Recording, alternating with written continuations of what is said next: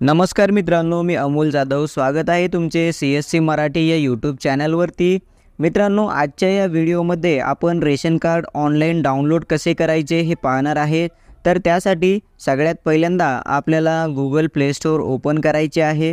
Play स्टोअरवरती आल्याच्यानंतर इथे आपल्याला सर्च करावे लागणार आहे मेरा रेशन 2.0. मेरा रेशन 2.0 एवढे सर्च केल्यानंतर तुमच्यासमोर अशा प्रकारे या ॲप्लिकेशनचा इंटरफेस दिसेल. इथे तुम्हाला हे ॲप्लिकेशन इन्स्टॉल करायचे आहे तुमच्या फोनमध्ये. थोड्याच वेळामध्ये हे ॲप्लिकेशन फोनमध्ये इन्स्टॉल होऊन जाईल. 26.08 MBचं हे ॲप्लिकेशन आहे. फोनमध्ये हे ॲप्लिकेशन इन्स्टॉल झाल्यानंतर तुम्हाला इथे ओपनचा ऑप्शन देण्यात आलेला आहे. सिम्पली तुम्हाला या ओपन बटनवरती एकदा क्लिक करून घ्यायचं आहे.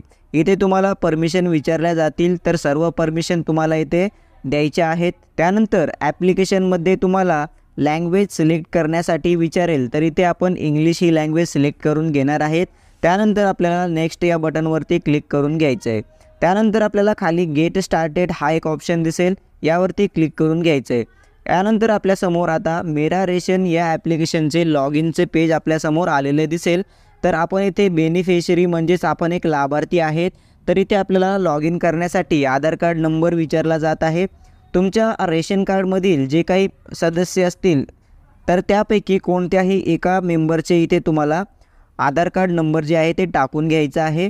आधार कार्ड नंबर टाकल्याच्यानंतर तुम्हाला इथे हा जो कॅप्चा कोड दिसत आहे, हा कॅप्चा कोड इथे टाकून घ्यायचा आहे व त्यानंतर लॉग इन विथ OTP या पर्यायावरती क्लिक करून घ्यायचं आहे. चला तर मी नंबर टाकून घेतो. तुम्ही आता पाहू शकता आपण इथे आधार कार्ड नंबर टाकून घेतलेला आहे. त्यानंतर कॅप्चा कोड देखील टाकलेला आहे. आता इथे आपल्याला लॉग इन विथ OTP ह्या ऑप्शनवरती एकदा क्लिक करायचं आहे. यावरती क्लिक केल्याच्यानंतर OTP सेंड सक्सेसफुली असा आपल्याला मेसेज बघायला मिळेल. तर यावरती आपल्याला ओके करायचं आहे. जो OTP इथे आलेला आहे तो तुम्हाला इथून कॉपी करायचा आहे किंवा इथे बघून तुम्हाला टाकून घ्यायचा आहे. तर आपण इथे OTP कॉपी केलेला आहे आणि पेस्ट केलेला आहे. त्यानंतर इथे व्हेरीफाय या बटनवरती क्लिक करून घ्यायचं आहे. एवढं केल्यानंतर OTP व्हेरीफाईड सक्सेसफुली असा मेसेज तुमच्या स्क्रीनवरती आलेला दिसेल. याला तुम्हाला ओके करायचं आहे. ओके केल्यानंतर इथे तुम्हाला क्रिएट MPIN म्हणजेच MPIN सेट करण्यासाठी विचारत आहे. तुम्ही इथे क्रिएट नाववरती क्लिक करून तुमचे MPIN क्रिएट करू शकता, अन्यथा स्किप करून स्किप देखील करू शकता. तर क्रिएट नाववरती आपल्याला क्लिक करायचं आहे आणि इथे तुम्हाला एक MPIN जो आहे तो सेट करून घ्यायचा आहे. MPIN सेट केल्यानंतर तुम्हाला परत एकदा रीएंटर करण्यासाठी सांगेल, तर परत एकदा तोच MPIN टाकून घ्यायचा आहे आणि क्रिएट MPIN यावरती एकदा क्लिक करायचं आहे. Your MPIN code has been saved अशा प्रकारचा तुम्हाला SMS दिसेल स्क्रीनवरती. तर इथे तुम्हाला याला ओके करायचं आहे. ज्या काही परमिशन मागत आहे त्या परमिशन द्यायच्या आहेत आणि इथे तुम्हाला अशा प्रकारे तुमचं ॲप्लिकेशन जे आहे ते लॉग इन झालेलं तुम्हाला दिसेल. आता तुम्हाला इथे पाहू शकताय, इथे जे तुम्हाला दिसत आहे तर तुमचं स्कीम कोणती आहे रेशन कार्डमध्ये ते तुम्हाला बघायला मिळेल. हेड ऑफ फॅमिली कोण आहे त्यांचं नाव तुम्हाला इथे बघायला मिळेल. तुमचा फोन नंबर, ॲड्रेस, त्यानंतर तुमचा रेशन कार्डचा नंबर व तुमचं जे काही रेशन कार्ड धारक जे आहेत म्हणजे तुमचे दुकानदार त्यांचं नाव आणि नंबर इथे देखील तुम्हाला बघायला मिळेल. आणि याला तुम्ही जेव्हा फ्लिप करता म्हणजेच पाठीमागच्या बाजूला बघता तर तुमच्या रेशन कार्डवरील जेवढे मेंबर आहेत, जेवढे सदस्य आहेत, तर सर्वांची नावे तुम्हाला इथे बघायला मिळतील. त्यानंतर त्यांच्यासोबत फॅमिली हेडचं रिलेशन काय आहे हे तुम्हाला इथे बघायला मिळेल. आता हे रेशन कार्ड डिजिटली किंवा स्मार्ट कार्ड म्हणून डाउनलोड करायचे असेल किंवा प्रिंट करायचे असेल तर इथे एक छोटा बाण दाखवलेला आहे डाउनलोड करण्यासाठी. यावरती तुम्हाला क्लिक करायचं आहे. यावरती क्लिक केल्याच्यानंतर अशा प्रकारे तुमची PDF फाईल डाउनलोड झालेली दिसेल. तर ही प्रिंट तुम्ही काढून घेऊ शकता किंवा याची तुम्ही स्मार्ट कार्ड बनवून घेऊ शकता.